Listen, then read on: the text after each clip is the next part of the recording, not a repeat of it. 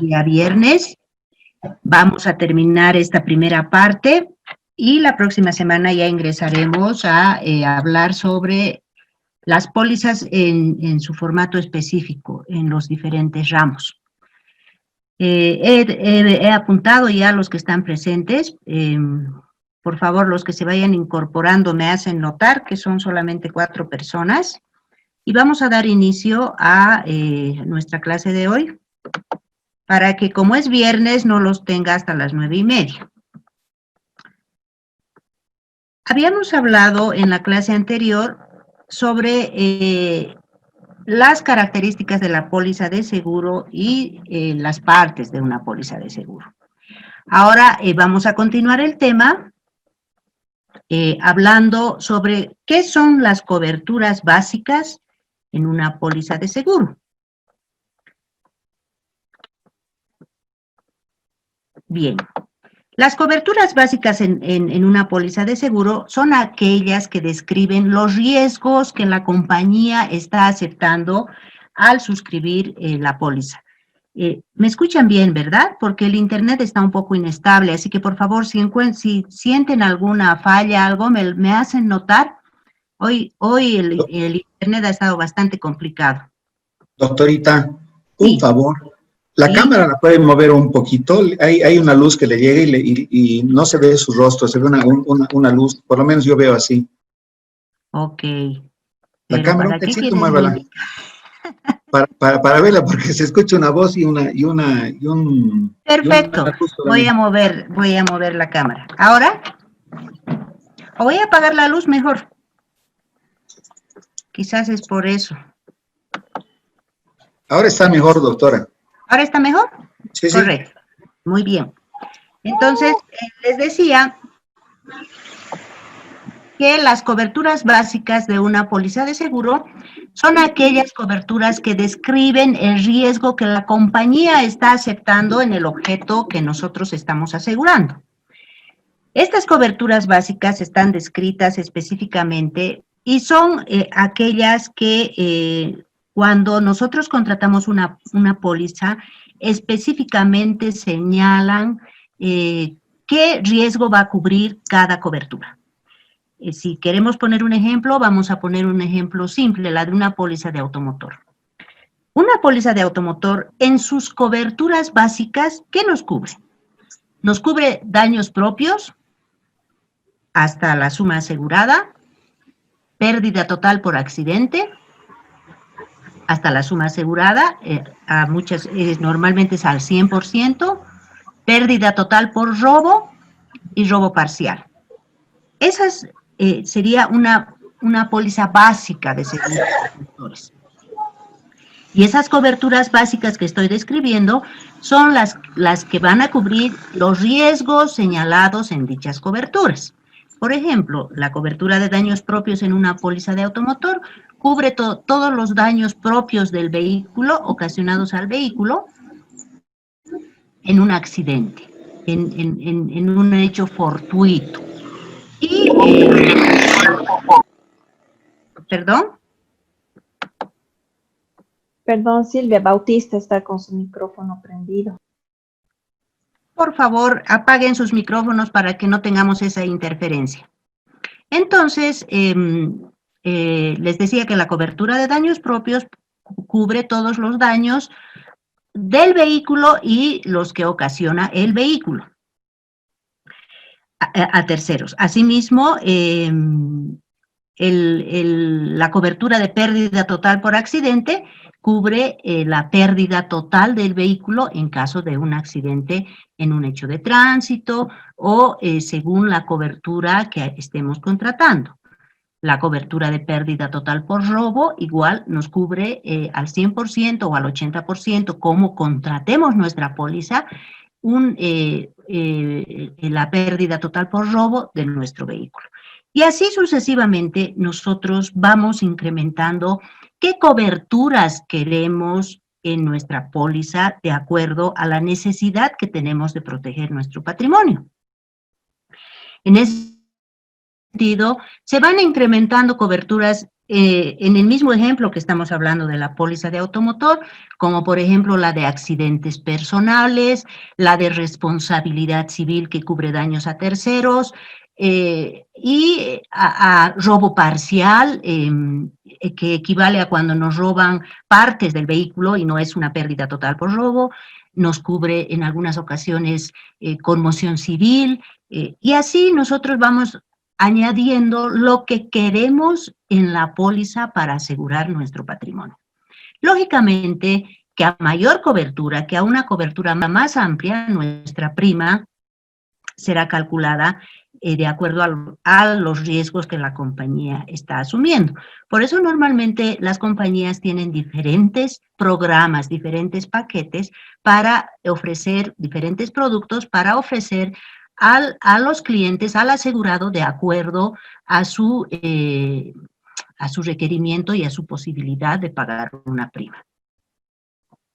Lo mismo ocurre en las pólizas de incendio, en las pólizas de ramos técnicos, en las pólizas de multirriesgo, de avería de maquinaria, en las pólizas de fidelidad. Las coberturas básicas son aquellas que están referidas a detallar los riesgos bajo los cuales nosotros estamos suscribiendo esa póliza. En ese sentido, es muy importante que nosotros aprendamos a diferenciar que existen coberturas básicas y todo lo que nosotros vayamos adicionando ya son las coberturas adicionales. Cada póliza, de acuerdo a su objeto, tiene coberturas básicas. La póliza de incendio, por ejemplo, ya les había dicho, la póliza de incendio cubre incendio, rayo y o explosión. Entonces, esas son sus coberturas básicas. De acuerdo a lo que nosotros necesitemos, vamos adicionando otras coberturas, las cuales, lógicamente, van incrementando el costo de nuestra prima. Lo mismo ocurre en una póliza la póliza 3D, por ejemplo. La póliza 3D, como su nombre lo dice, descubre destrucción, deshonestidad y desaparición. Esas tres son sus coberturas básicas. Todo lo demás que nosotros adicionemos ya va a ser las coberturas adicionales que amplían la cobertura del seguro que estamos contratando. Otro de los elementos que tiene una póliza de seguro, ya en su suscripción, al momento de su suscripción, son los deducibles, el coaseguro en las pólizas de seguros generales y en las pólizas de seguros personales, especialmente en las pólizas de salud, el periodo de carencia. ¿Qué es un deducible? Un deducible o franquicia es la coparticipación del asegurado en el siniestro. Y normalmente el deducible es aquel que se lo pacta al momento de suscribir la póliza y se lo refleja en un monto fijo. Es lo que ustedes normalmente conocen como franquicia o deducible. ¿Por qué se lo pacta al momento de suscribir la póliza? Porque es un requisito que al momento de que el asegurado tenga un evento, tenga un siniestro, una de sus obligaciones antes de proceder a la atención del siniestro es pagar el deducible que se ha pactado al momento de contratar la póliza. Nuevamente vamos a tomar el ejemplo de la póliza de automotores. Las compañías generalmente fijan deducibles de acuerdo al valor asegurado y al riesgo que se está tomando en el vehículo que se está asegurando. En general están entre 50 y 100 dólares. Entonces, ya son montos pactados al momento de suscribir la póliza. Cuando le entregan su póliza, dice franquicia para daños propios, para, no sé, para qué coberturas, conmoción civil, etcétera, etcétera, le ponen ya el deducible de 50 dólares. Las pérdidas totales por robo y por accidente normalmente no tienen franquicia. Responsabilidad civil muy rara vez tiene franquicia, pero en general no tiene franquicia.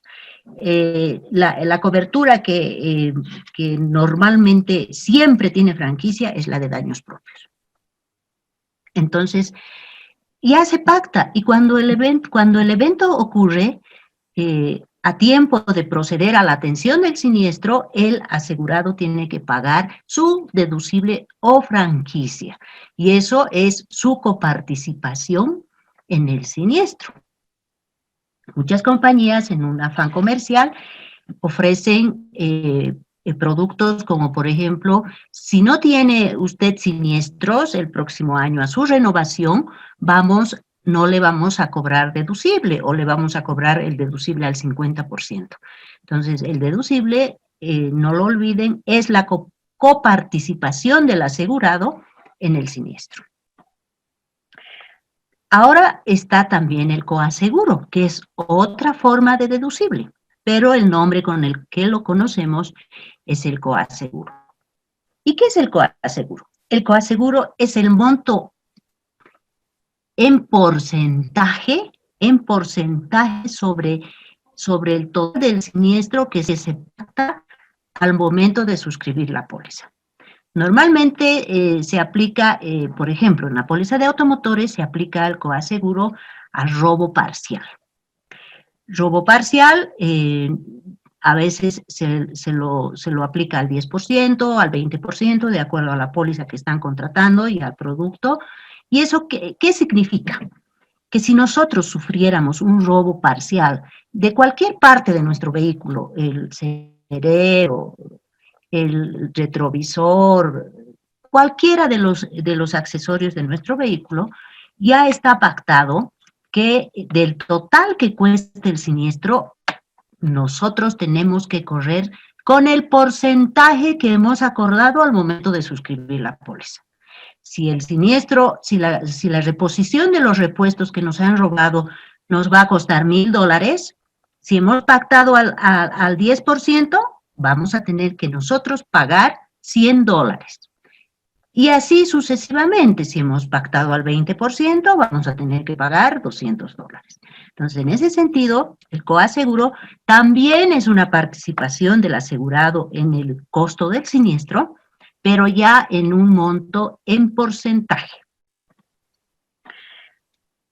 Estos dos elementos son muy comunes en las pólizas de seguros generales, pero también se las aplica en los seguros de personas, normalmente en los seguros de accidentes personales y muchas veces en los seguros de salud. Que uno, para recibir una atención, por ejemplo, en la póliza de accidentes personales. La póliza de accidentes personales tiene 3 coberturas principales, básicas. Por fallecimiento o invalidez permanente, por gastos médicos, fallecimiento, invalidez permanente y gastos médicos. Entonces, cuando nosotros afectamos la cobertura de gastos médicos, existen algunos productos que sí tienen una franquicia, que uno tiene que pagar antes de recibir su atención médica en caso de sufrir un accidente. Y lo mismo pasa en las pólizas de seguros de salud. Hay algunas compañías que fijan un monto a pagar, a veces es por única vez, a veces es por cada atención, antes de recibir la atención que necesitan en el tema de salud. Pero algo que es mucho más importante en el tema de las pólizas de seguros de salud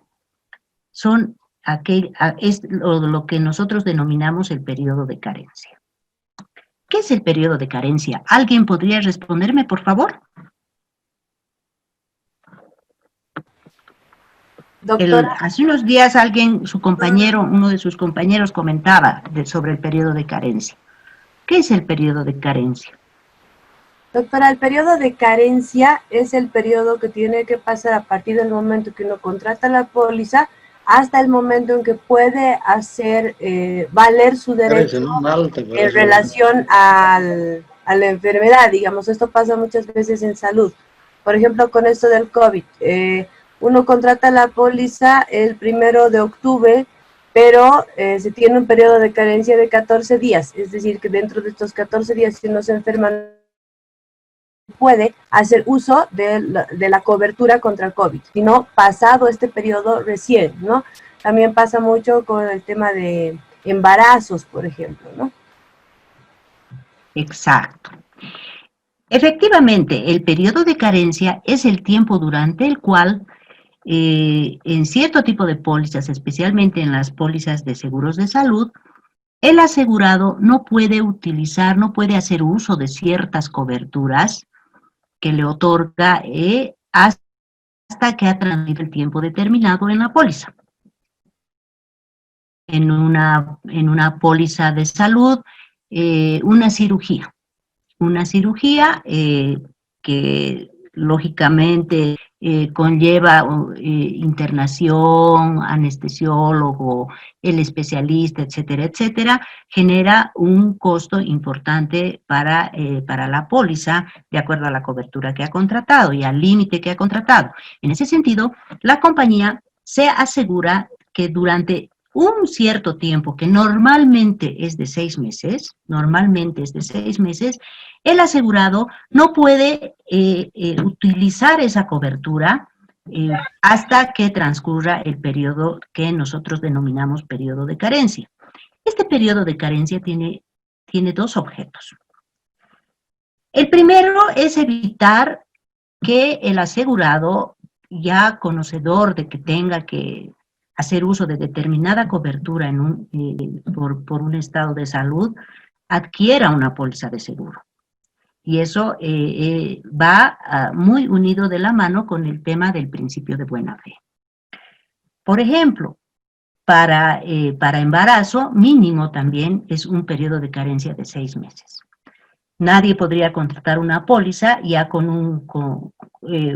para evitar precisamente de que una persona que ha conocido que está embarazada contrate la póliza y si no existiera este periodo de carencia, la compañía tendría que cubrir todos los gastos inherentes al periodo de gestación de la asegurada. En ese sentido, el periodo de carencia está destinado a evitar, uno, que el asegurado actúe de mala fe, ¿no? Ya conocedor de enfermedades preexistentes o la necesidad de tener ciertas cirugías o ciertas atenciones médicas, contrate una póliza de salud.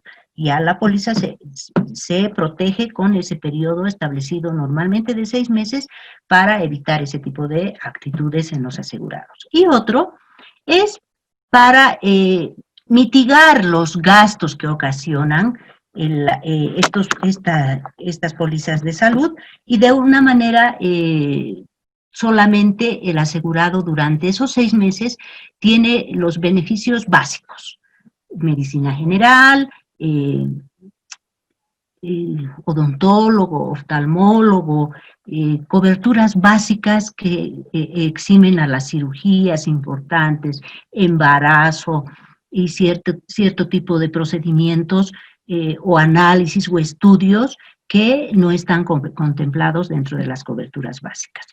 Por ejemplo, radiografías, análisis de sangre, eso sí están comprendidos en un periodo como que el asegurado puede utilizar su póliza de seguro. Entonces, ese es el periodo de carencia y esos son los motivos por el cual las compañías utilizan ese tiempo para evitar el tema de el fraude al seguro, uno, y otro, que el periodo de carencia de una u otra manera también actúa como un modo de deducible o de coaseguro o de coparticipación del asegurado durante cierto periodo que no puede utilizar ciertas coberturas y un poco equilibran el costo que puede tener en gastos posteriormente la póliza de seguro de salud. En ese sentido, las pólizas de seguro tienen 3 formas de coparticipación del asegurado: los deducibles o franquicias, el coaseguro y el periodo de carencia. ¿Hay alguna pregunta? ¿O algo que quieran acotar, algo que quieran compartir? Bueno. Doctora, Ahora vamos a hablar. Sí, adelante. Adelante. Doctora, el tema de la franquicia, bueno, las formas de coparticipación del asegurado influyen en el costo de la prima, ¿verdad? Lógicamente, que influyen en el costo de la prima. A mayor franquicia, menor prima. Es también una forma de equilibrar. Ustedes han debido escuchar mucho el tema de que la siniestralidad de un asegurado a su renovación eleva el costo de su prima. Eso equivale a que si el asegurado tiene el mismo vehículo, está contratando el mismo producto, muchas veces reclama por qué le están subiendo la prima o por qué le están subiendo la franquicia, que es una forma de balancear cuando el asegurado ha tenido mucha siniestralidad. Entonces, si antes el asegurado tenía una franquicia de 50 y la compañía, bueno, no quiere perderlo como cliente y no quiere elevarle demasiado la prima, lo que le va a subir es la franquicia. Entonces, en ese sentido, estas tres formas de coparticipación del asegurado son una forma de nivelar el costo de la prima. A mayor franquicia, a mayor coaseguro, a mayor periodo de carencia, lógicamente que la prima tiene su punto de equilibrio porque es mayor la participación del asegurado. ¿Alguna otra consulta? En el tema automotor, licenciada, ahí se puede ver también carencia, disculpe, algún punto que usted sepa que se puede analizar como carencia. No como carencia, podríamos hablar como una forma de limitar, por ejemplo, cuando aseguramos llantas. Algunas pólizas específicamente señalan que únicamente se repondrán una vez en la anualidad por robo de llantas, ¿verdad? Sí. Ese podría ser un tipo de periodo de carencia. Ya están limitando, pese a que el robo de llantas es un siniestro accidental, fortuito y ajeno a la voluntad del asegurado, la compañía ya está limitando que se repondrá solamente una vez durante la vigencia de la póliza.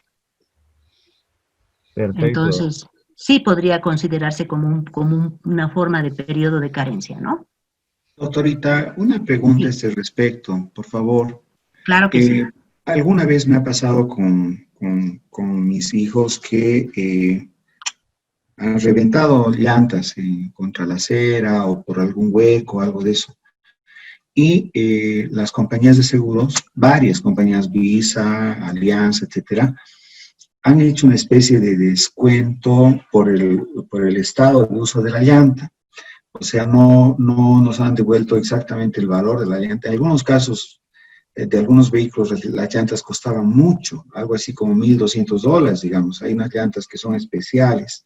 Entonces, nos han evaluado la llanta, por ejemplo, de una llanta delantera, veían la llanta de la otra, o el estado general de las llantas, que han determinado que, por ejemplo, tenían un uso de un 30%, 20%, a veces con el kilometraje, en el caso de autos nuevos, es decir, han utilizado tal cantidad de kilómetros y, por tanto, hacían una prorrata, un cálculo, y, bueno, al final de cuentas nos terminaban por pagar menos de lo que nos costaba el valor de la reposición de las llantas. ¿Cómo se llama esa institución? ¿Cuál es el nombre de este mecanismo para hacer ese ajuste? Yo no quiero, a mí me parece medio gracioso porque es lo que pasaba, doctora, es que al final uno puede poner una llanta nueva en un lado y tener una llanta vieja en el otro lado. Entonces, a veces terminaba yo gastando y que me pagaban menos de la primera llanta e igual no me servía porque tenía que comprar una llanta nueva para el lado derecho igual. Entonces, quería yo saber cuál es el justificativo y si esa institución tiene algún nombre técnico en el seguro. Claro que sí. En primer lugar, para el tema de las llantas, es muy importante la inspección preriesgo. En la inspección preriesgo, el inspector tiene la obligación de verificar el estado de las llantas, de todas, inclusive las de repuesto. La llanta de repuesto que tenemos y especificar claramente cuál es el estado de las llantas. ¿Por qué? Porque al momento del siniestro, lógicamente, la compañía va a acudir a la inspección preriesgo para determinar si las llantas que se ha asegurado estaban nuevas, estaban ya con un recorrido o estaban ya bastante usadas. Esa es la primera parte. Lo que han hecho con usted es aplicarle una depreciación por uso. Y eso se hace solamente si está pactado en la póliza. Si la póliza establece que para la reposición de llantas o de repuestos se va a aplicar una depreciación por uso, entonces sí pueden aplicarle. Lo contrario es un abuso. Salvo que le puedan demostrar que en su inspección preriesgo su llanta no era nueva, o su llanta estaba ya usada, o su llanta ya tenía cierto recorrido. Entonces, por eso es tan importante la inspección preriesgo. Lo que han hecho con usted, como le digo, es aplicarle una depreciación por uso. Al hacer el tema de, al calcular el valor de reposición de su llanta, han aplicado la depreciación por uso de acuerdo al tiempo del vehículo. O como dice, han aplicado al kilometraje, pero uno puede tener mucho cuidado y no es lo mismo viajar, por ejemplo, que las llantas se deterioran más que manejar en ciudad. Y el kilometraje uno puede manejar mucho en la ciudad y el kilometraje puede ser, o sea, no es siempre referente del estado de la llanta. Por eso es tan importante el tema de la inspección preriesgo, porque en la inspección preriesgo además toman fotos. Y en las fotos el inspector tiene la obligación de especificar el estado de la llanta al momento de asegurarlo. Entonces, cuando usted tiene un siniestro, si su llanta, como dice, ¿no?, que cruzan las llantas, unas están más usaditas o las van rotando, el inspector hace notar eso y, sin embargo, al momento de que se ha dañado una llanta, verifica de las 4 llantas o de las 5 llantas, cuáles estaban en mejor estado o cuáles ya estaban a punto de ser cambiadas o cuáles estaban nuevas. Y de acuerdo a eso debería ser la reposición de la llanta. Entonces, es evidente que muchas compañías han optado por hacer la depreciación en tema de llantas, pero eso es cuando las llantas ya están bastante usadas o cuando verifican en la inspección preriesgo el estado real de las llantas, porque lógicamente hay muchos casos también en los que el asegurado pretende que le repongan una llanta nueva cuando su llanta ya estaba pues totalmente usada, gastada, pero en esos casos qué mejor referente que la inspección preriesgo. Muchas gracias, doctora. ¿Por qué? Doctora, disculpe. Doctora, perdón. Una Sí, consulta. Adelante. Perdón, Adelante. Carlos, disculpe, por favor. En el tema de, digamos, de las llaves, ¿hay alguna cobertura? O sea, ¿se puede usar la cobertura de pérdida por partes o piezas? ¿O ya hay alguna compañía que tenga esta cobertura? Porque es importante. Yo sufrí la pérdida o el robo de mis llaves y no me cubre, ¿no? Y bueno, creo que esa es una condición, una exclusión en realidad de las pólizas en general de automotor. Sí. Las pólizas no cubren ni el robo de placas ni el robo de llaves. No cubren. Por 2 razones, ¿no? El robo de llaves constituye inclusive una agravación de riesgo, porque pueden haberse sacado las llaves y posteriormente en cualquier momento robarse el vehículo. Entonces, por esa razón no cubre esos 2 elementos. Las placas, el robo de placas y el robo de llaves. Ninguna compañía va a cubrir eso. Gracias, doctora. ¿Por qué? Doctora, si me permite. Sí, adelante. Un poquito ampliando al tema de la pregunta de Jaime, lo que usted acaba de mencionar. Además, en un condicionado general de una póliza indica pues que la indemnización por los daños es considerando su estado al momento de ocurrir un siniestro. Y en el caso de las llantas, evidentemente, se hace una especie de peritaje para evaluar, digamos, el tipo de llanta, la trilla gastada, porque la llanta también tiene simplemente un cierto uso, un cierto tiempo de uso, depende del rodaje, digamos. Y evidentemente en la misma llanta, no, la llanta en la trilla vienen ciertas marcaciones, y de acuerdo a esas demarcaciones, evidentemente se va viendo el estado. Y si, digamos, llega al nivel, en Bolivia generalmente no usamos las llantas que vienen recicladas del extranjero, por ejemplo, todas las llantas seminuevas, entre comillas, esas llantas prácticamente están en desuso. Si, digamos, una de esas llantas aseguramos, por norma y a letra muerta, una compañía no debería cubrir nada de las llantas, digamos. Pero la póliza en términos generales dice que todos los casos cubiertos por la presente cobertura, considerando su estado al momento de ocurrir un siniestro, por un lado.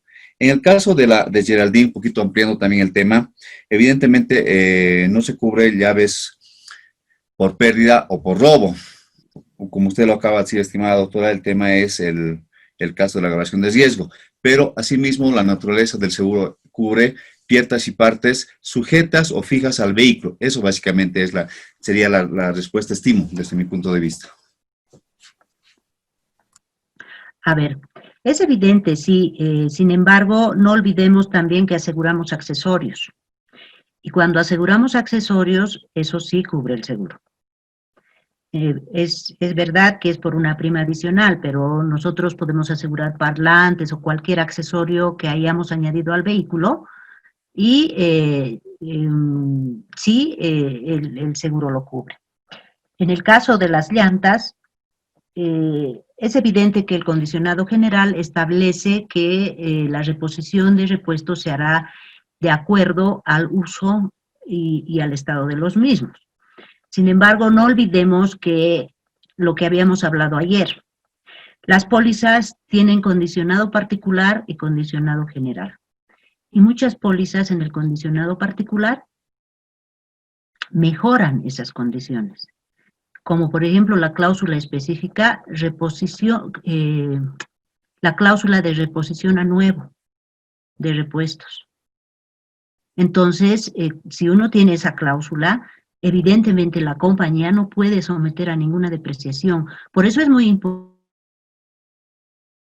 Por eso es tan importante que cuando uno suscribe una póliza, conozca muy bien las condiciones bajo las cuales está suscribiendo su póliza.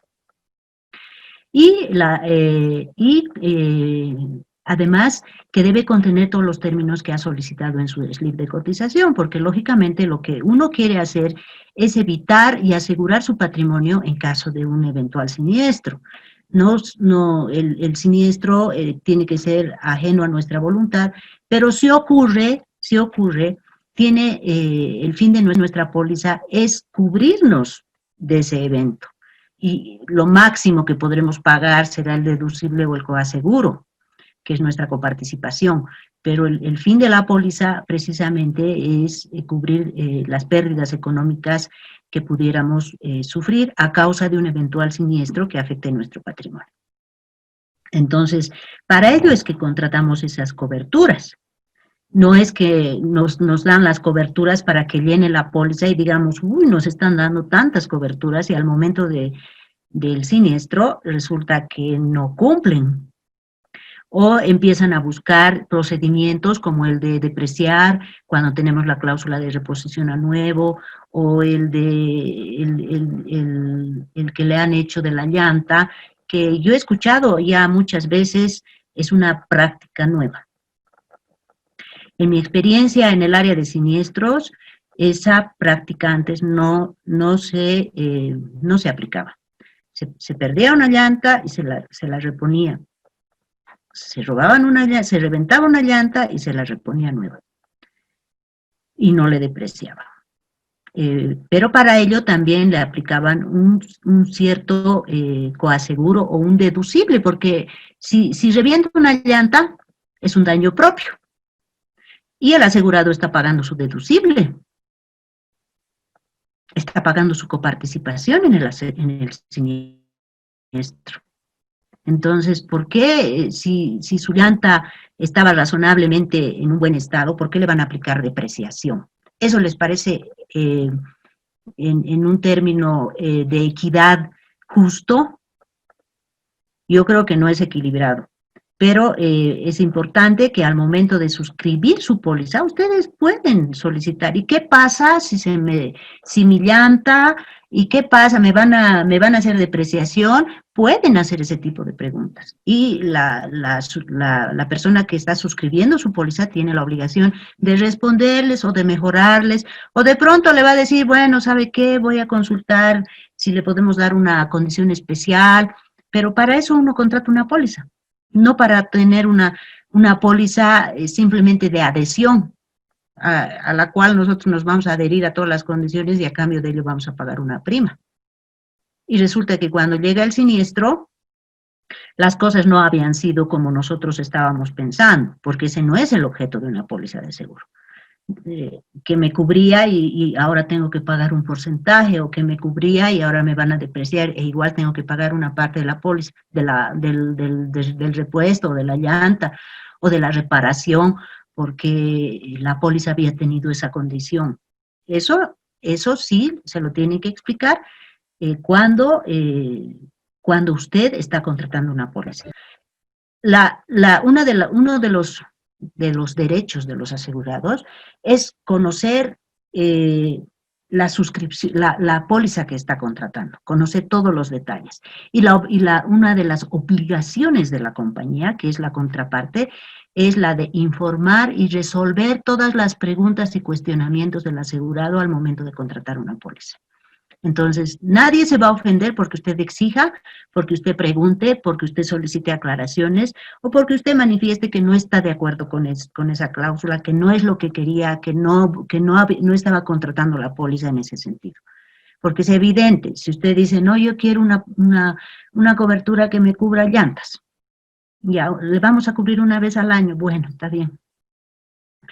Pero en caso de daños propios, sí, le vamos a reponer su llanta, pero ¿cómo me la van a reponer? Entonces ahí la compañía tiene la obligación de explicarle para que usted conozca y no se sorprenda en ese momento que ha contratado una póliza que no le cubre al 100% su daño, que le están depreciando.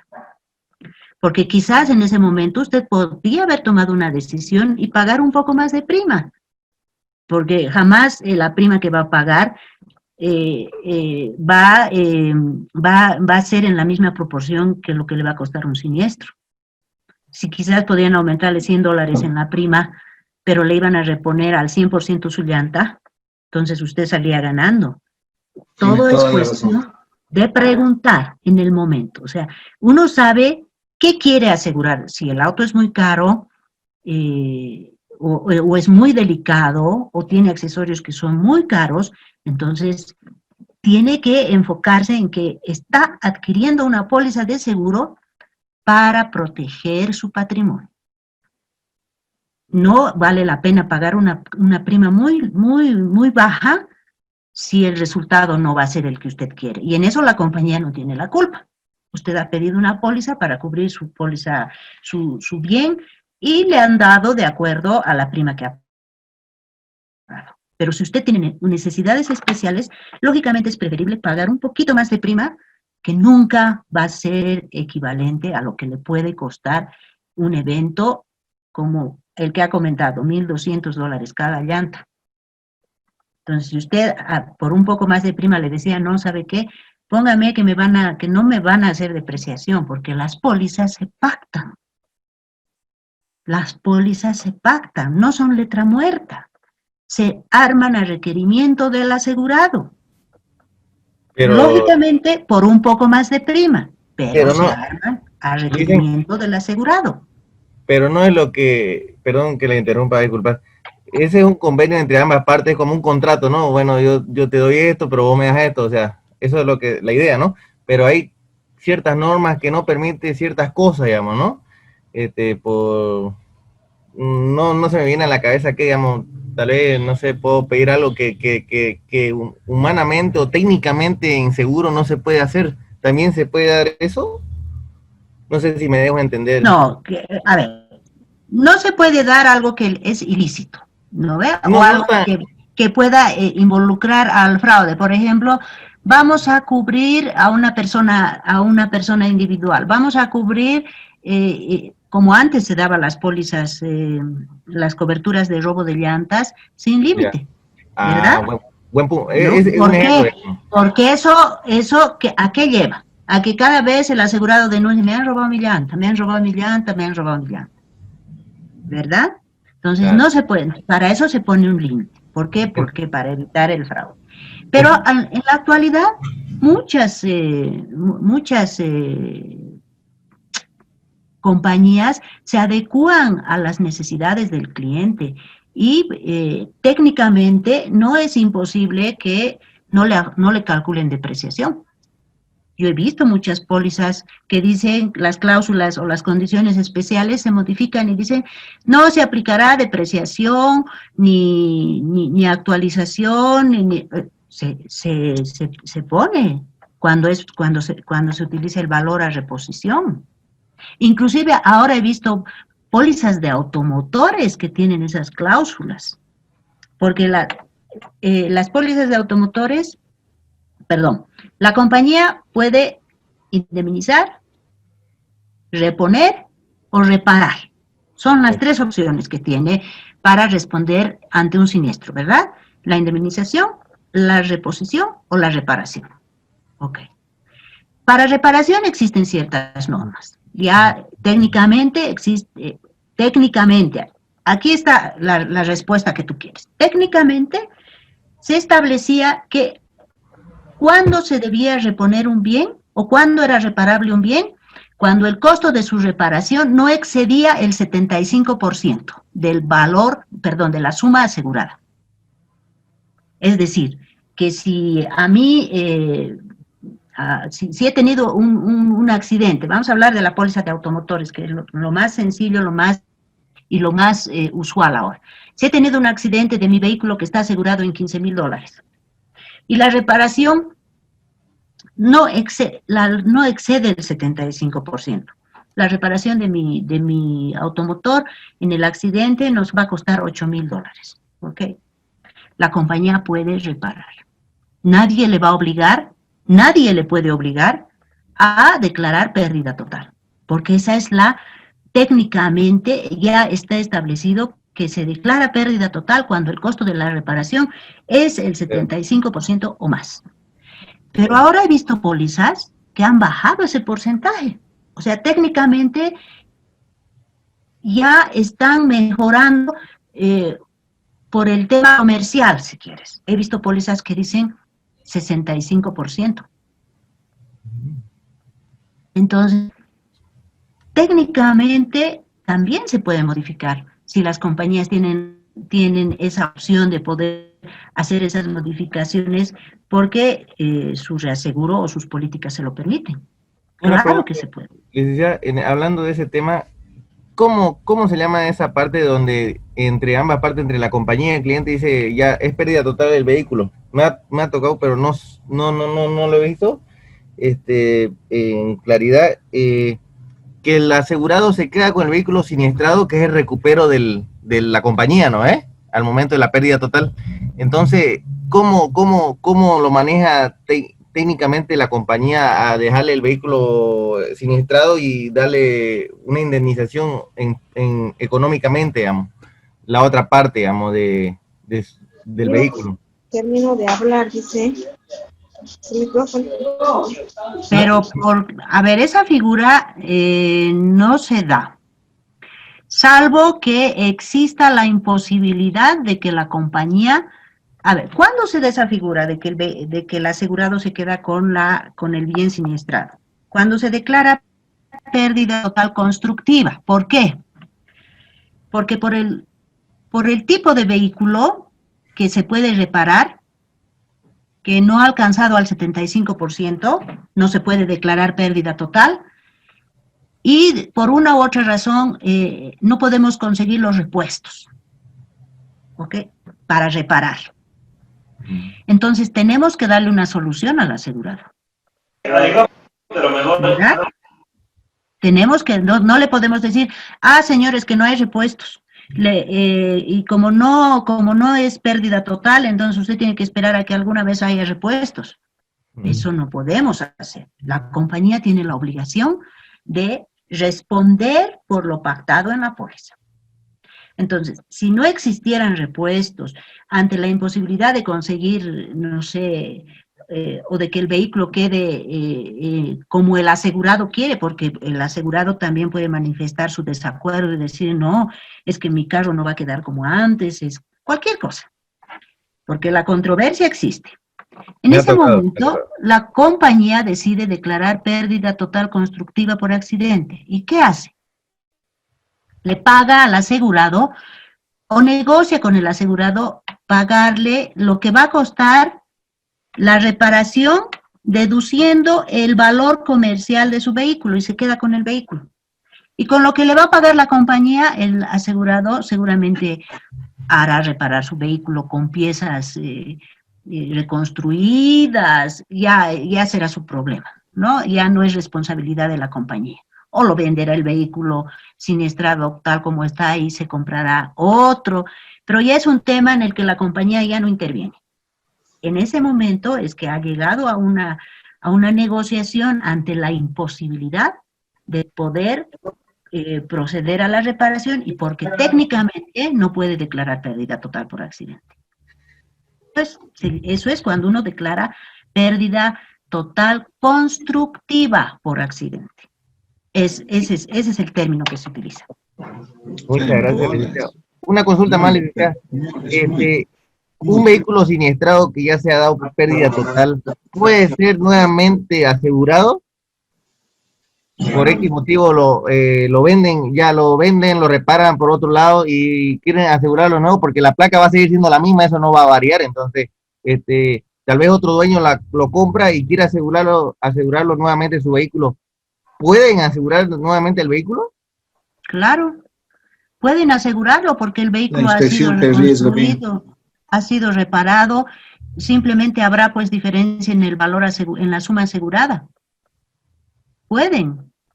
Les aviso que en Incruz, por ejemplo, yo he visto que muchos de los vehículos que son siniestrados los venden como usados. Los hacen reparar y ya el asegurado, una vez que lo ha reparado, lo da a cambio por otro vehículo y ese vehículo sale otra vez al mercado. Se les informa, pero a los compradores, doctorita. Se les informa. No siempre. Bueno, en Incruz seguramente sí, pero cuando uno compra de una persona X, no sabe si el vehículo ha sido siniestrado, porque en el tema de vehículos siniestrados hay un gran mercado también de gente que reconstruye. Se dedican a eso. Como se dedican a eso. Y ganan bastante. Exacto, porque compran a precio de gallina muerta buenos vehículos y no siempre los reparan con repuestos nuevos. O de primera.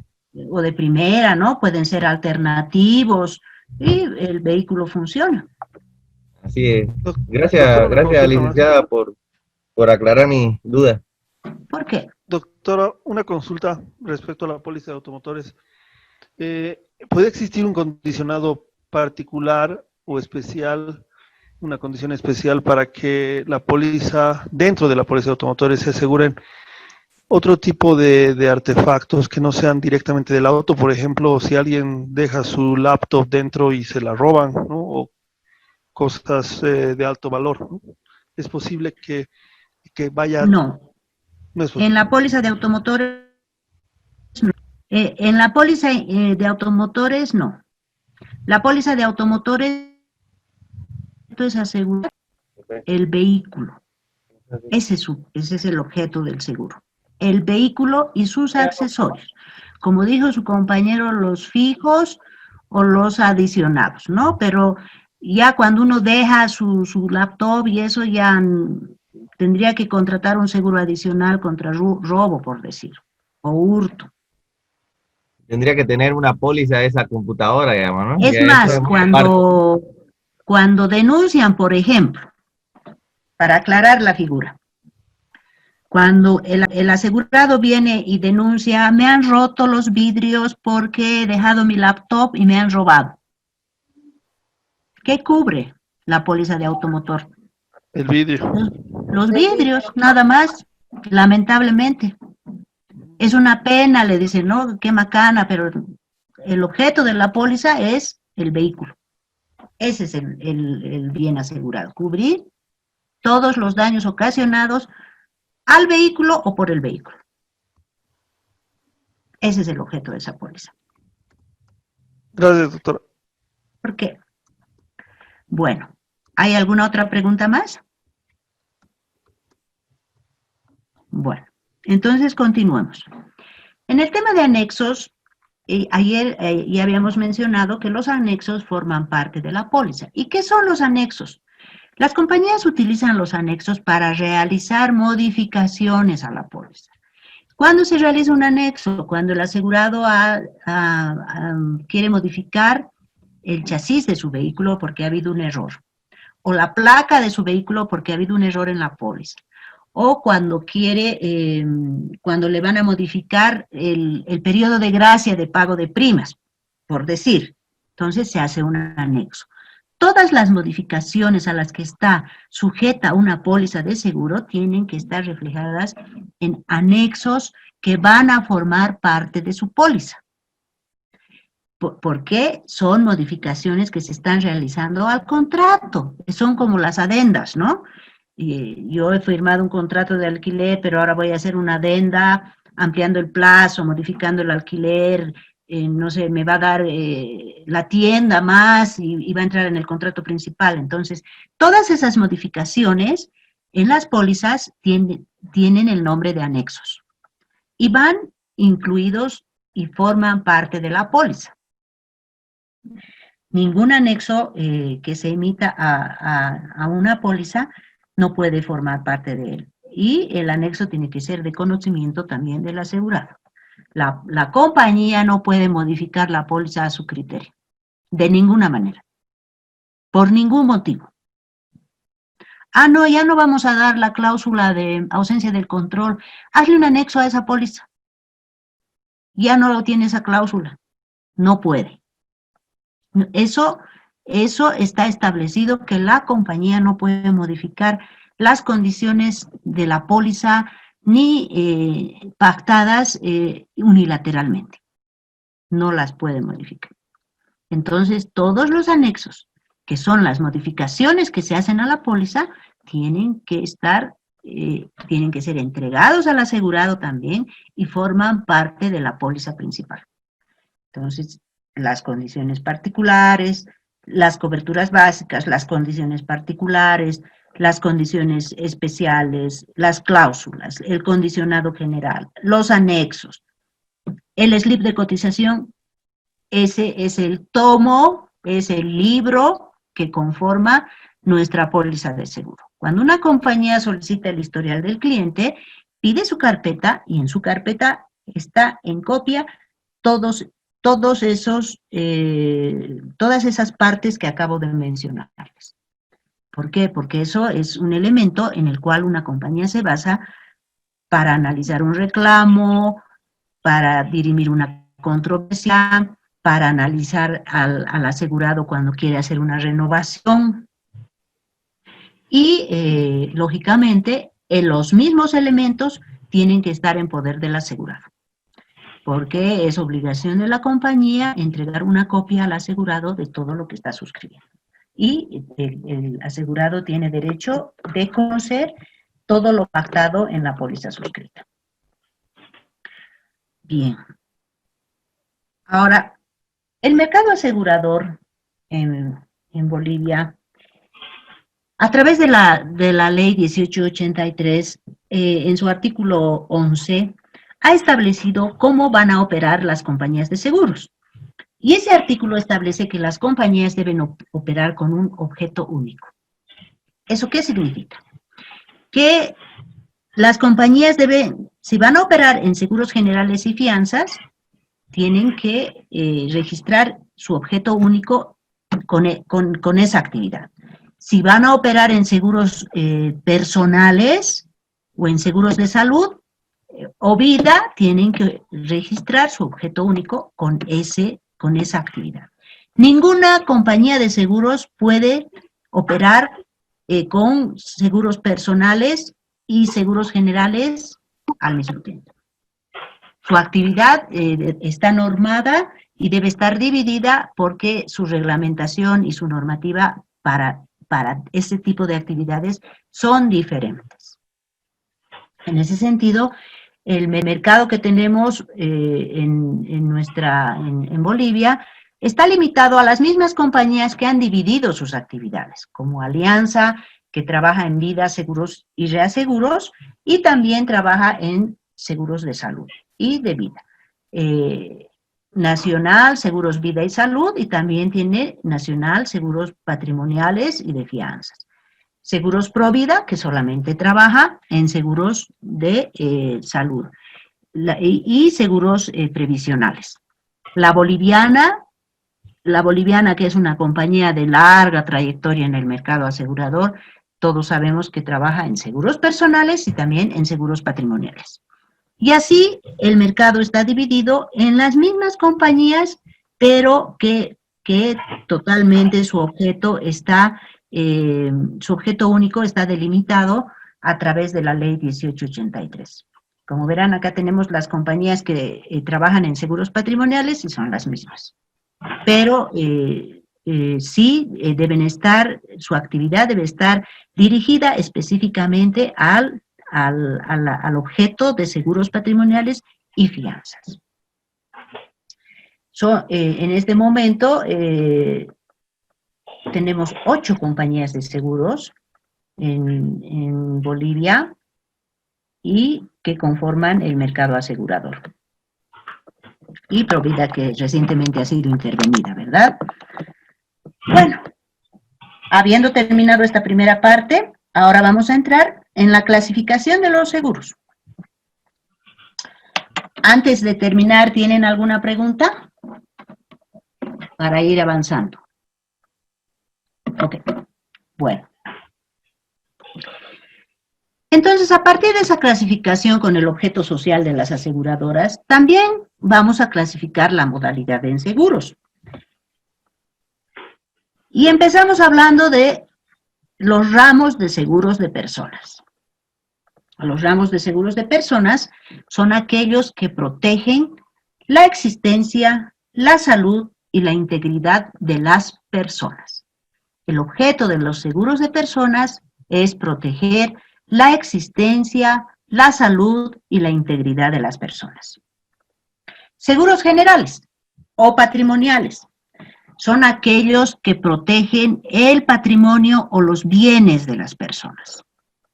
El objeto de los seguros generales es proteger el patrimonio y los bienes de las personas.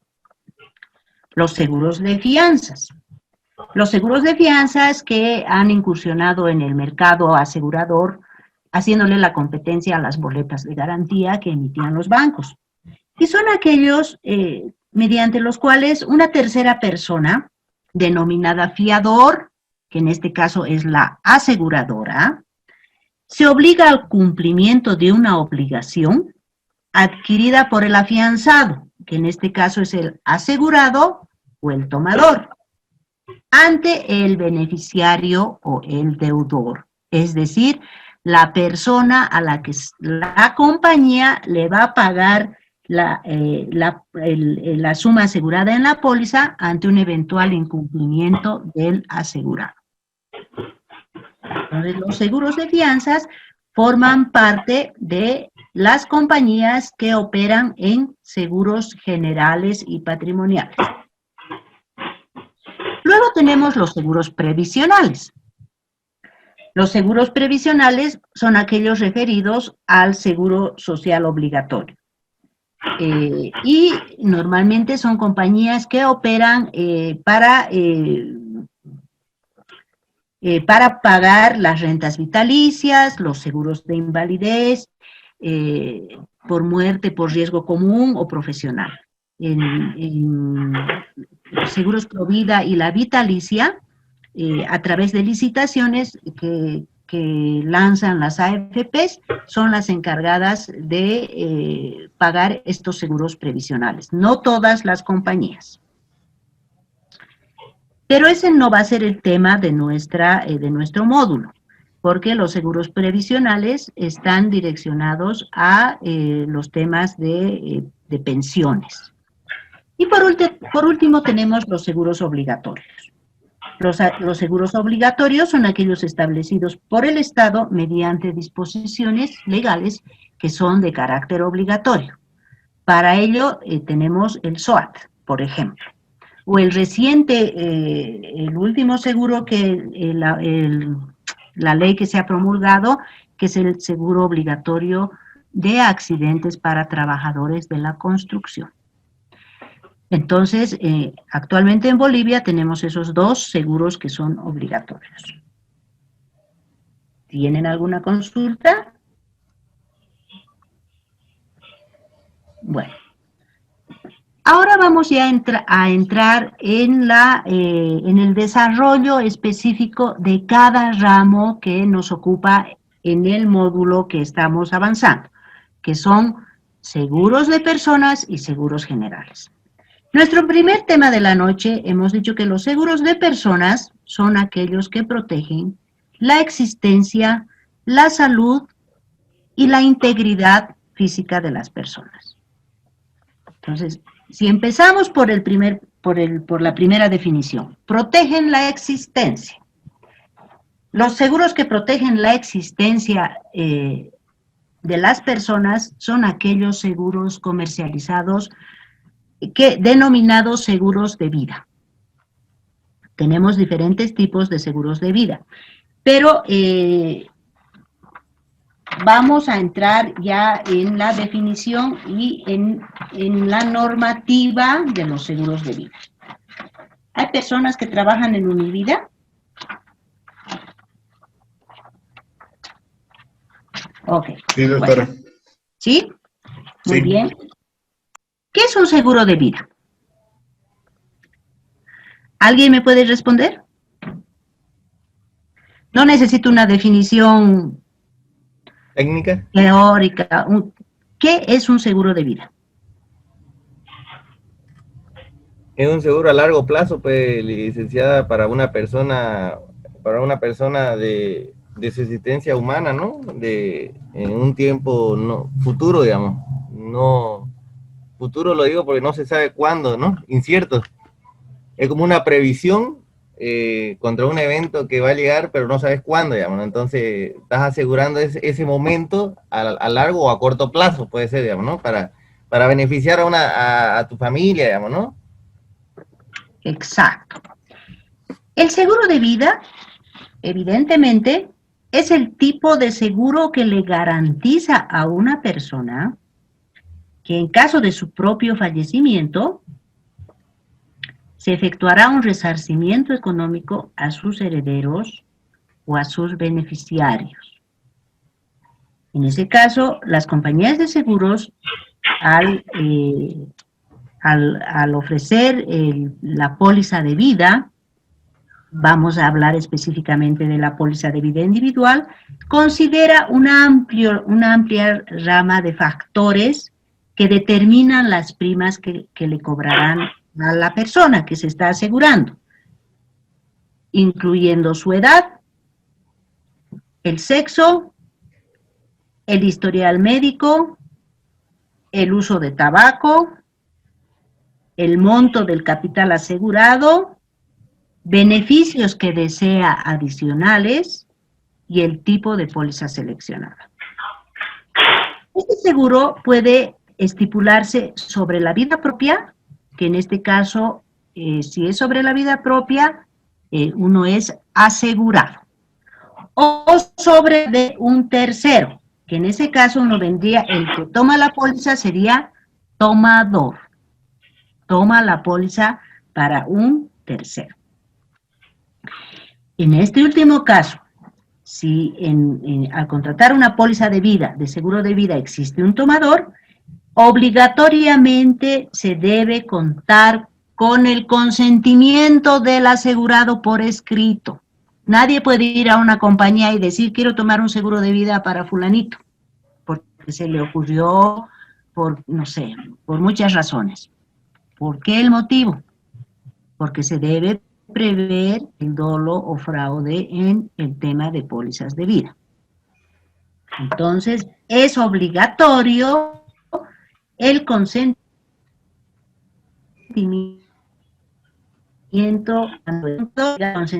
dado por escrito.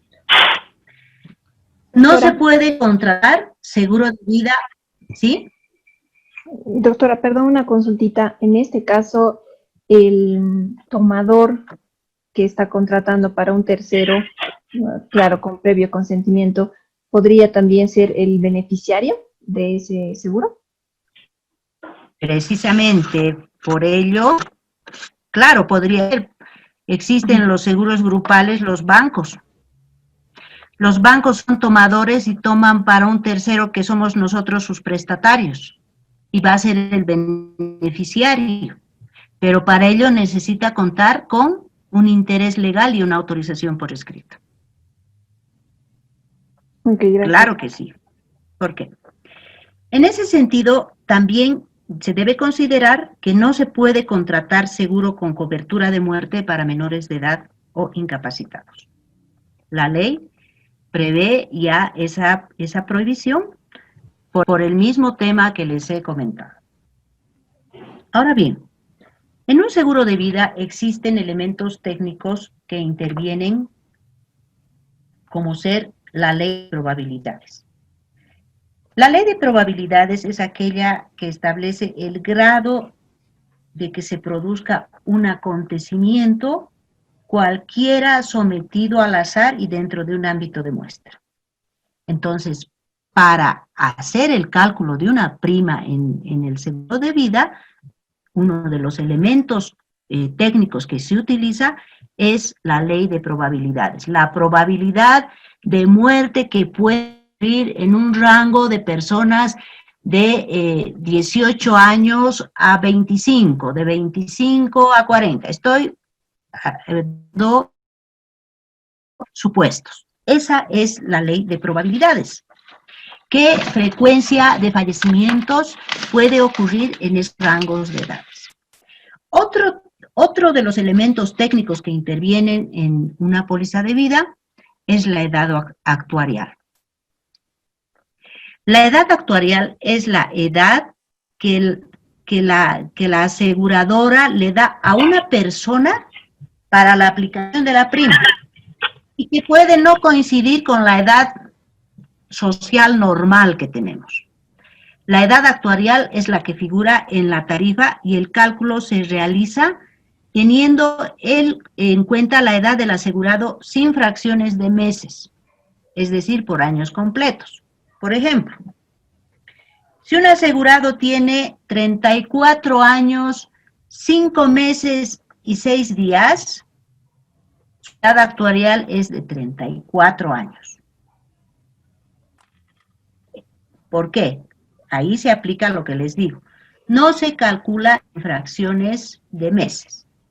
Y normalmente se utiliza el plazo de 6 meses para hacer la división. Es como cuando nosotros en términos matemáticos o al declarar una factura en nuestro formulario o al hacer una operación ponemos, ¿no? Es 300 bolivianos con 59. Ya como el límite es 51, ya podemos subirnos a 300.60. Lo mismo pasa en la edad actuarial. En el ejemplo que les he dado, 34 años, 5 meses y 2 días. Para la compañía, en la tarifa de la edad actuarial, ese asegurado tiene 34 años.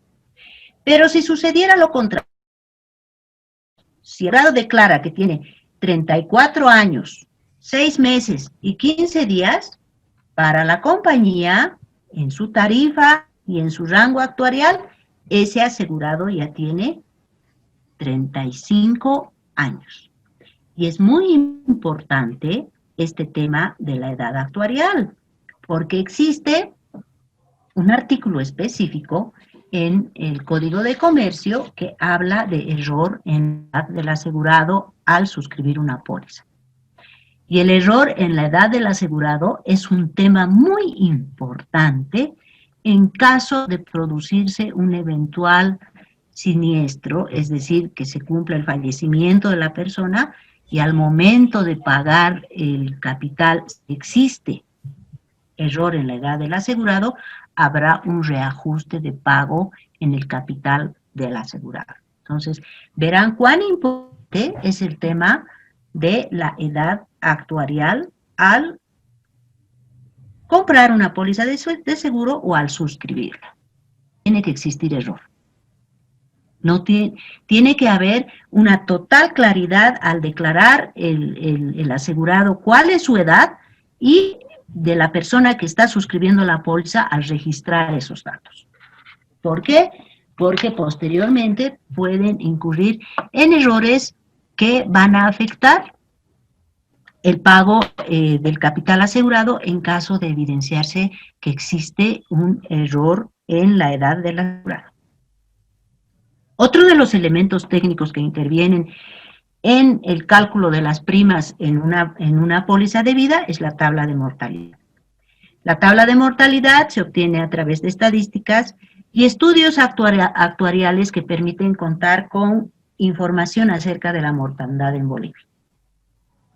Y no es esa tabla que muchos hemos escuchado, ¿no? De que actualmente las personas que se quieren jubilar, las AFPs, jubilan como si vivieran 110 años, etcétera, etcétera, no. Esa tabla que manejan las AFPs tienen su motivo y su razón y no es que establecen que una persona vive 110 años, o sea, tienen otro motivo, pero ese no es nuestro tema. La tabla de mortalidad está basada en cálculos estadísticos actuariales sobre la mortandad en Bolivia que tenemos en los habitantes y que están con diferentes factores, ¿verdad? En este caso, ustedes habrán podido, si tienen curiosidad, les recomiendo entrar a la página del APS, donde están registrados los intermediarios y auxiliares en el tema de seguros, y verán que no tenemos personas que hacen estudios temáticos actuariales para temas de vida. Normalmente están registrados, si no me equivoco, hasta la última vez que vi, es una persona que vive en la Argentina y una empresa que no es tampoco boliviana, es extranjera. Lamentablemente no tenemos ese registro para que realicen esos cálculos matemáticos actuariales que son tan importantes en estos temas técnicos. Pero, como verán, para los elementos técnicos para calcular las primas en una póliza de vida son la ley de probabilidades, la edad actuarial y la tabla de mortalidad. Son tres elementos. Lógicamente hay más que son más técnicos, pero estos tres se los doy para que ustedes conozcan en base a qué se calculan las primas en las pólizas de vida. ¿Y cuál es la importancia que tienen? El tema de la edad actuarial es tan importante por el motivo que les he explicado, que existe en la normativa un artículo específico que regula cuando existe error en la edad del asegurado. ¿Tienen alguna pregunta? Porque vamos a seguir avanzando. ¿Qué pasa si una persona licenciada tiene 22 años, o sea, su rango de vida es más largo que una de 35, pero su profesión es piloto profesional en Fórmula 1, un ejemplo? Ahí ya no sería el mismo cálculo, ¿no? Y, claro, no te olvides que también las pólizas, al contratar una póliza de vida, tú haces una declaración de cuál es la actividad que llevas. Y lógicamente, inclusive pueden no darte la póliza porque tu actividad implica mucho riesgo. Entonces, esas ya son decisiones de la compañía que no entran en estos términos, en estos elementos generales para cálculos de primas de seguro de vida cuya actividad está dentro del rango normal en las personas. Cuando ya las actividades tienden a ser más peligrosas, lógicamente las compañías analizan más el riesgo, seguramente en base a otros elementos técnicos, y se reservan el derecho de aceptar o no la suscripción de esa póliza, por considerar que el riesgo pueda ser mayor al que normalmente se considera para una póliza de vida. Gracias, Licen. Doctora, sí, ¿cómo está, doctora? Le habla Álvaro. Dos consultitas respecto a este tipo de seguro. Como estaba usted comentando las tablas de mortalidad, más o menos, de acuerdo al otro módulo, dicen que la APS postea las tablas con las que se hace esta probabilidad, y más o menos esa tabla se va actualizando cada cierto tiempo. Claro, de acuerdo a los estudios actuariales, porque no olvidemos que también la APS es reguladora del tema de pensiones. Entonces, el tema de pensiones es el que maneja con mayor puntualidad, vamos a mencionar así, el tema de la mortalidad. En el tema de la mortalidad, no es que, como se ha conocido, ¿no? Globalmente, por información así sesgada, que se ha calculado que un boliviano vive hasta los 110 años y así le calculan su jubilación. No es tan evidente, ¿no? Porque lo que calculan hasta los 110 años también es el tiempo que van a vivir sus oyentes, sus beneficiarios. O sea, el rango, si no me equivoco, está entre 65 a 78 años, rango de vida en Bolivia. Esa es la tabla de mortandad. Hasta los 110 años que utilizan las AFPs para la jubilación, ya es el tema de los beneficiarios o sobrevivientes o herederos que tenga, que se van a beneficiar con el seguro de vejez que tenga la persona al momento de fallecer. Entonces, sí, esas tablas van siendo actualizadas también de acuerdo a la normativa vigente en nuestro país, ¿no? Y es la obligatoriedad de las compañías de vida regirse a las regulaciones que emite la APS. Por eso es que el objeto social de estas compañías tiene que ser único y estar dividido, porque la normativa es completamente diferente a la normativa que se aplica en seguros sociales. ¿Y cuál era la otra consulta? La otra consulta iba por el tema de digamos, entender esta póliza que tal vez se va a tocar más adelante, pero era, normalmente una de las exclusiones de esta póliza es cuando una autoridad competente declara epidemia como tal, ¿no? Así, creo que la exclusión es declaración de epidemia como tal por una autoridad competente. Y actualmente por este tema de COVID y demás, no se ha declarado, ¿no? A nivel nacional una declaración de epidemia, sino tampoco pandemia, no se ha declarado, sino solamente emergencia sanitaria. Ya, en realidad sí se ha declarado. Sí se ha declarado a declarar emergencia sanitaria a consecuencia de la pandemia originada por el COVID-19. Sí se ha declarado. Pero en este tema de la exclusión, que sí lo vamos a ver más adelante, las pólizas de vida normales, las que nosotros como asegurados vamos y pedimos a una compañía, queremos una póliza renovable anualmente o queremos una póliza a largo plazo, que son los diversos tipos que venden, son aquellas que tienen esa exclusión.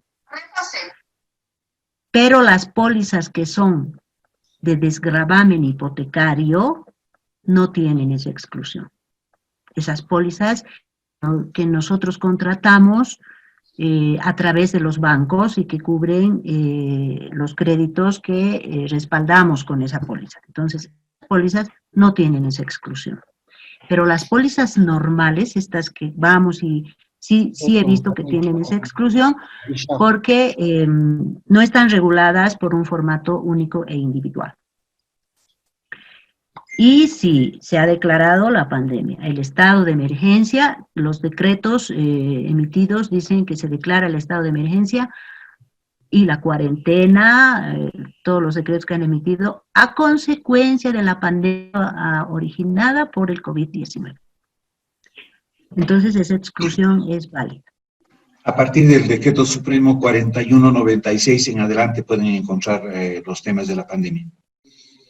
Exacto. ¿Alguna otra consulta? Es que en realidad, como la exclusión dice epidemias declaradas como tal por una autoridad competente, pero no es una epidemia, porque una epidemia es cuando en un lugar se hace un foco de infección y es donde se genera, ¿no?, la enfermedad. Doctora. Pandemias, cuando pasaba era por mi consulta por cómo entender esa cláusula. Doctora, perdón, el término de pandemia... Pero ahí, perdón, contestaré a su compañero. Ahí tu duda es razonable. Tu duda es razonable. ¿Y eso ya qué implica? ¿Que existe qué? ¿De qué hemos hablado? Existe una controversia. Ambigüedad. Ambigüedad. Ah. Existe ambigüedad. Y tu duda es razonable. Hay personas que van, como ahora lo hemos interpretado, podemos interpretar que sí, la pandemia ha sido declarada a consecuencia del COVID-19. Pero también, ¿qué pasó? Está hablando todos. Pero también podemos interpretar ya en el tema de que tú como asegurado no estás de acuerdo con ello y que exiges una exclusión concreta y acudes a las definiciones y acudes a la Real Academia, y etcétera, a consultas médicas para definir qué es una epidemia, qué es una pandemia, y ahí se ha generado una ambigüedad, porque claro, cuando se ha redactado esa exclusión, nunca jamás nadie se habrá imaginado que iba a haber una pandemia a nivel mundial que nos iba a afectar de esa forma, ¿verdad? Y solamente hablan de epidemia como hace años nos ha pasado con ese tema del cólera, por ejemplo. El dengue, igual que normalmente el dengue, por ejemplo, declaran en Santa pero Cruz. No como es que estaba focalizado en un lugar específico y se ha generado ya a nivel nacional, pero en este caso la pandemia se ha generado a nivel mundial y creo que nadie ha previsto ese tema en sus pólizas, porque no todas las pólizas están redactadas con ese mismo tenor que tú estás mencionando. Hay otras pólizas que se han debido prever, pero lo que tú estás leyendo también lo he leído en otras pólizas. Y dice si epidemias. Perdón, pero la definición de pandemia es bien clara en la OMS. La definición de pandemia, por ejemplo, en la OMS claramente dice que es un brote epidémico en más de un continente. O sea, que para que haya una pandemia tiene que haber primero una epidemia. O sea, no puede haber una pandemia si no hay una epidemia. Eso es una cosa bien clara que está definida en la OMS. O sea que si obviamente está declarada una pandemia, es porque hay una epidemia, pero que está en más de un continente, nada más. Esa es la única diferencia que hay entre pandemia y epidemia. En la parte médica. Perfecto, o sea, la controversia ya está, ya se ha generado. Tú estás hablando como compañía. Yo voy a acudir a la definición que dice la OMS. Perfecto. Pero la asegurado dice, no, me tienen que demostrar. Y eso inclusive puede llegar a un arbitraje, porque conciliación así en los puntos en que va a haber, pero sí puede generar llegar a un arbitraje donde cada parte tiene que defender, porque existe una ambigüedad. O sea, dice epidemia declarada como tal, eso dice la exclusión. Epidemia declarada como tal. Así está redactada la exclusión. Pero en este caso no he escuchado que digan la epidemia del COVID. ¿Ustedes han escuchado ese término? No. No, ¿verdad? Porque está más de un continente, doctora, por esa razón. Exacto, que ya la han declarado pandemia, ¿no ve? Por esa razón. Exacto, ya la han declarado. Pero no la hemos declarado en Bolivia epidemia. Pandemia. En Bolivia ha venido ya como pandemia. Una pregunta, doctora. Porque está más de un continente. Exacto, es que ambas partes tienen su punto de vista razonable, ambas partes. Ahí es donde se genera la controversia. Y por ello esa cláusula debería en general, ¿no? Como algunas veces ponen en las cláusulas, conmoción, rebelión, guerra civil, amotinamiento, tumulto popular, le ponen todos los sinónimos y la expectativa que puede generar todas las situaciones, revuelta popular, eso le ponen en ciertas cláusulas. ¿Por qué en esta podían poner también epidemia, pandemia? Pero la exclusión específica dice epidemia declarada como tal. Eso es verdad. La exclusión específica dice epidemia declarada como tal. Una muy buena observación, que puede dar lugar a que en caso de que una persona haya muerto por COVID en una póliza de este tipo, que no es las de desgravamen hipotecario, puedan generar controversia.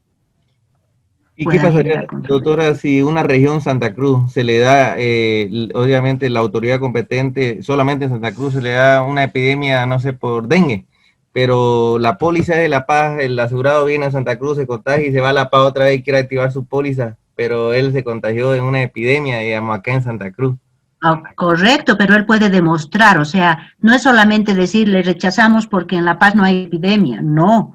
El asegurado tiene la opción de demostrar que se ha contagiado viajando a Santa Cruz. ¿Y cómo puede demostrar? Puede tener sus pasajes, su lugar de residencia en Santa Cruz mientras ha estado, o sea, ¿cuántas cosas? Porque en La Paz no se va a contagiar de dengue porque no hay. Y se ha contagiado dentro de un periodo. Entonces, la enfermedad del dengue debe tener ciertas características que por ejemplo, a partir del contagio, en qué tiempo ya se presentan los síntomas, etcétera, etcétera. Todas esas cosas son analizadas en caso de ese tipo de eventualidades que también pueden generar controversia. Por eso, cuando una compañía rechaza un siniestro, tiene que rechazar por todas las razones, porque después ya no tiene opción a modificar.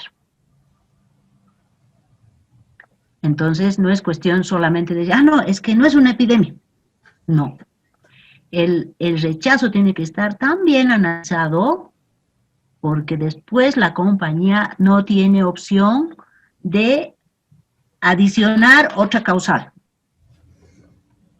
Entonces, como verán, la protección al asegurado está muy avanzada. Hemos dado pasos gigantescos. La normativa nos favorece. Nos favorece. Ahora ya las compañías no están como antes tan duras en sus puntos de vista. Cuando la única vez en la que no pueden, digamos,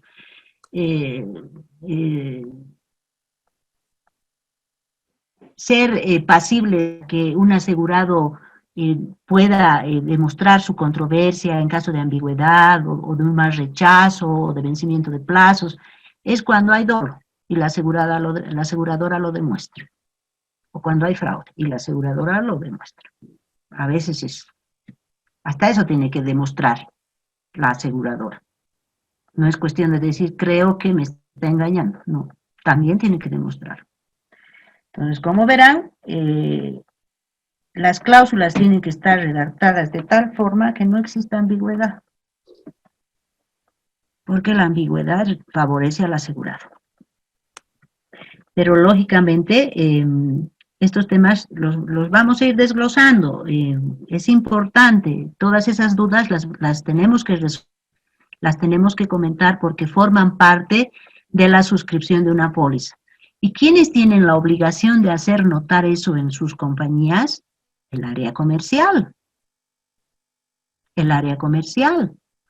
Que sus cláusulas no tienen que tener contenido ambiguo, que no pueden dar dos cláusulas que se contradicen. No pueden. Entonces, el tema de la ambigüedad es uno de los puntos más importantes en la suscripción de pólizas. Y cuando ustedes... En el tema automotor, yo creo que en mi experiencia, el área operativa con el área comercial tienen que trabajar muy conjunto, porque podés equivocarte al decir o hacer algo con el cliente, digamos, donde el cliente se puede agarrar y ir en contra vos. No iría contra vos, va en contra de la compañía. Entonces, para mí tienen que engranar muy bien la área operativa con la comercial en el tema de... Exactamente. Y es más, o sea, un poquito este tema lo vamos a dejar para el día lunes porque ya estamos en dejarles el viernes, pero hay algo que les voy a decir al final. En una compañía existe el área comercial y el área de atención de siniestros o de atención al cliente. En el área comercial uno vende una promesa, ¿verdad? Intangible. Una promesa porque no es algo tangible, es algo que puede o no puede ocurrir. Exactamente. Pero cuando ocurre, ¿quién tiene que cumplir la promesa? La operativa. El área de siniestros. El área de reclamos. Exacto, el área de reclamos. El área de reclamos tiene que cumplir la promesa. Entonces, esas dos áreas son tan importantes en una compañía para que el asegurado no se sienta defraudado, no sienta que lo han engañado, no sienta que ha comprado algo que no le sirve. En ese sentido, les digo, el área comercial vende una promesa, ¿ven? Porque nadie sabe si esa póliza la va a ocupar o no la va a ocupar.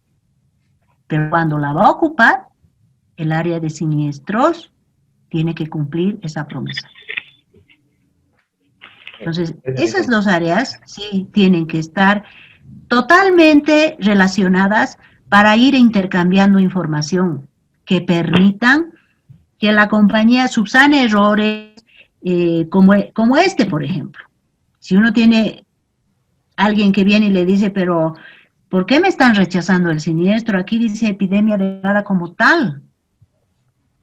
Y el COVID es una pandemia. O sea, simplemente una cosa así. ¿Qué podríamos responder en ese momento? No, es que, señor, ahí está la exclusión. ¿Podríamos responderle así? Sí, es clara la exclusión. Es que el asegurado seguramente en todo su derecho, primero intentará una conciliación, o intentará que la compañía reflexione, o el beneficiario, perdón, o el heredero, o por último se irá a la APS. Claro. La APS en la interpretación de las cláusulas, porque hay muchos que han redactado sus cláusulas hace muchos años. Hay compañías incluso que mantienen sus cláusulas, no lo van a creer, pero con el procedimiento antes del actual procedimiento del Código Penal. Entonces, cuando uno analiza un siniestro, tiene que estar haciendo más bien una sentencia constitucional que ha aclarado cuáles son las fases que equivalen a los procesos que hay ahora, ¿no? Pero aún así, las compañías mantienen ese tipo de cláusulas, no las han modificado, no las han actualizado. Y cuando ocurre eso, hay ambigüedad y el asegurado deja de cumplir ciertos requisitos para que le atiendan su siniestro. Así nos pasa. Entonces uno, si es compañía, trabaja en el área comercial, tiene que conocer la póliza. Si es asegurado, tiene que conocer la póliza que está comprando. tiene que leerla, aunque le dé flojera, porque nunca leemos lo que recibimos. Vamos en el momento, suscribimos, llegamos a la casa y la guardamos. Y es verdad, a todos nos pasa. A todos nos pasa. A mí me pasó algo, no con una póliza, sino con un celular. No es, Viva nos dice, usted es cliente antiguo, ya puede venir y tiene derecho a escoger un celular, etcétera, etcétera. Eso yo he hecho varias veces. Nunca me tomé la molestia de leer el contrato que me hacían firmar. Nunca. Pero un día que me hicieron esperar tanto, y que estaba esperando, me puse a leer el contrato. Y ahí resulta que me estaban dando el equipo en comodato. Pese a que me decían que por mi plan que tenían, no me iban a cobrar, no sé qué. El contrato tenía una cláusula que decía que me estaban dando en comodato y que si no cubría las cuotas, al final del contrato tenía que pagar el celular, más los intereses, etc. Lo mismo sucede con las pólizas. Pero como uno recibe el celular gratis, se supone, está feliz sin leer lo que ha firmado. Lo mismo pasa con las pólizas.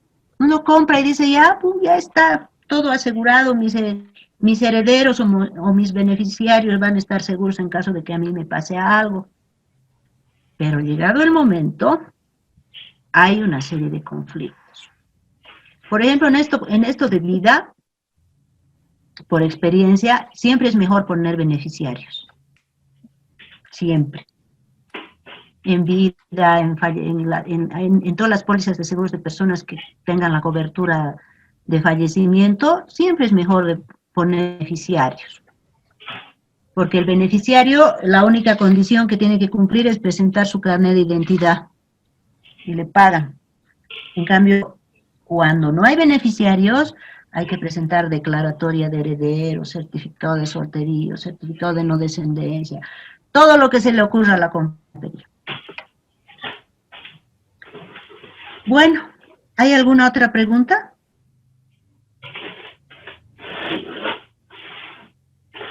No.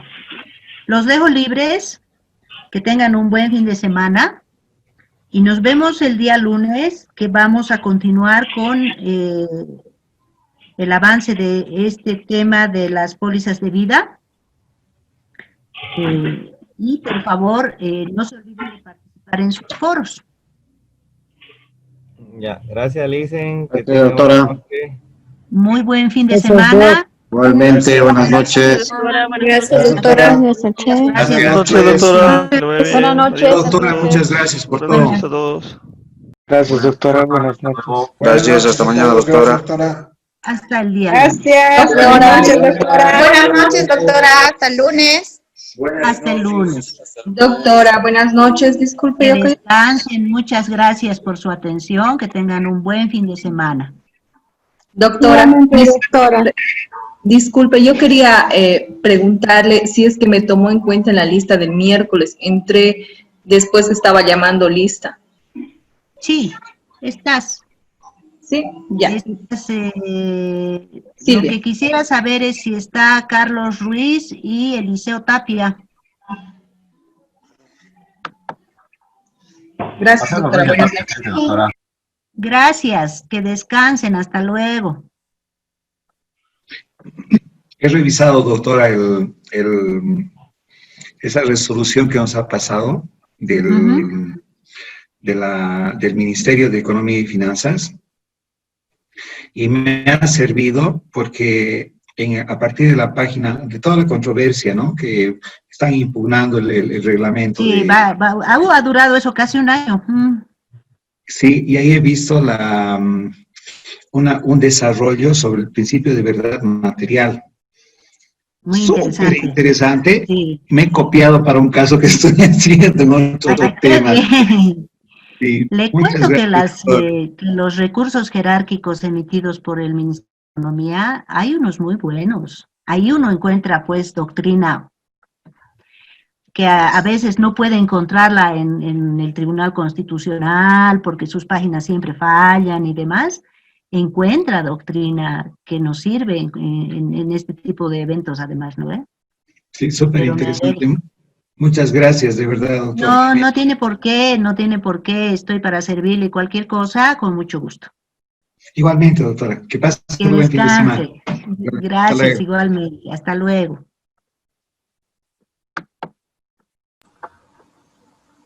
Muchas gracias, doctora. Hasta luego.